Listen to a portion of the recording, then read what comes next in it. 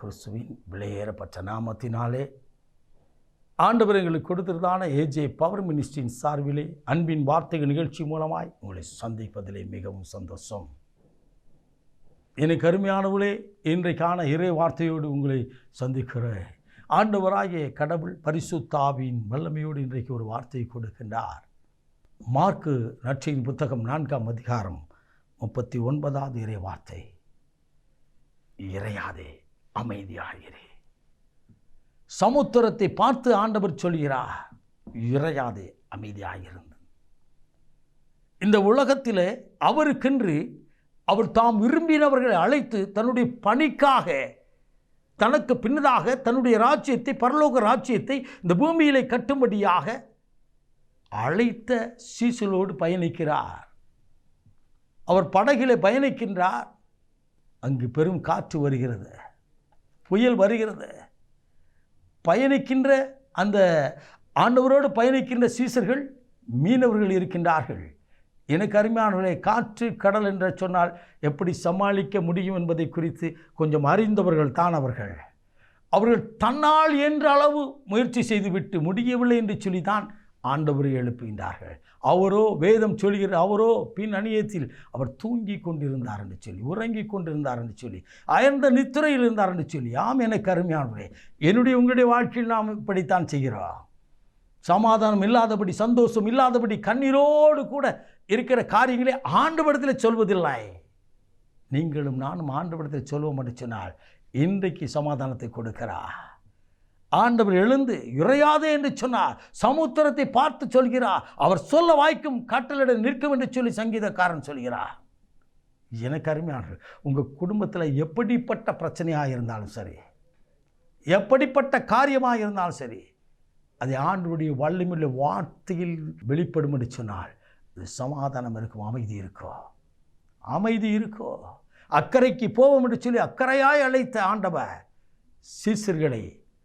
சீசர்களை கண்ணீரோடு விடுவாரோ? எழுந்த மாத்திரத்தில் சமுத்திரத்தை பார்த்து பேசினார், புயலை பார்த்து பேசினார். உங்களுக்கும் எனக்கும் ஆண்டவர் கற்றுக் கொடுக்கிறார். நீங்களும் நானும் ஆண்டவர் சமூகத்தில் ஜெபித்து பிரச்சனையை பார்த்து பேச வேண்டும்.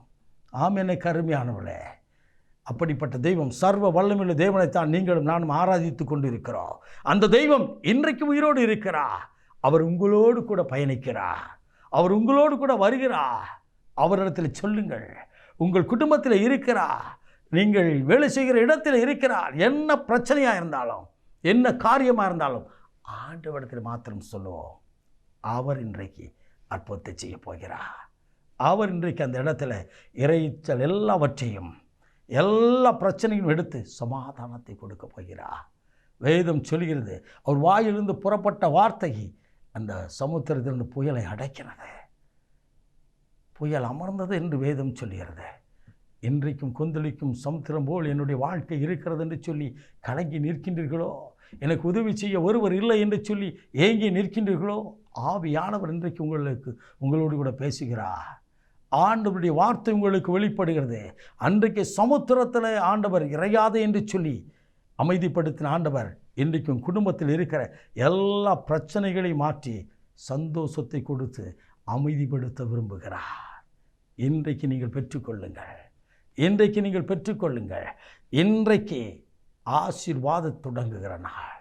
இதுவரை கண்ணீரோடு இருந்த நாட்கள் முடிந்தது. இதுவரை பிரச்சனையோடு இருந்த நாட்கள் முடிந்தது. இன்றைக்கு ஒரு அமைதி உண்டாகியிருக்கும். ஜெபிப்போமா? மகா பரிசுத்தமுள்ள தகப்பனே, இந்த அற்புதமான வேலைக்காய் ஸ்தோத்திரிக்கிறோம்ப்பா. இந்த நாளில் ஆண்டவரே அப்பா, உம்முடைய சமூகத்தில், உம்முடைய சன்னிதானத்தில் இந்த வார்த்தையை கேட்ட ஒவ்வொரு இறுதியங்களும் கர்த்தர் பேசுவீராக. ஒவ்வொரு இறுதியத்திலும் சமாதானத்தை கொடுப்பீராக.